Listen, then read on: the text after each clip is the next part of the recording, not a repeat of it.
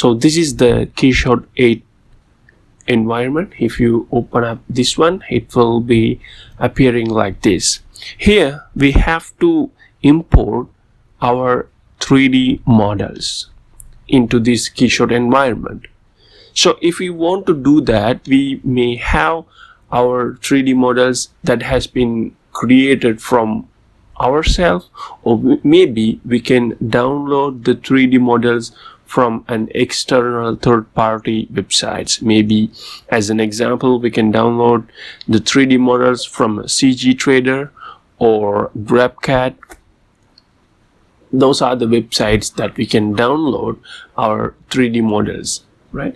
So if we wanted, we can create our 3D models as for ourselves as well. Maybe we can use SolidWorks, AutoCAD, Inventor, Blender, etc. So those are the softwares we can produce our 3D models. After we have produced the 3D models, we have to render them in order to show the renders to our customers or the other designers, or if we want to elaborate our design, we have to render them and then we can show it to our customers or the clients.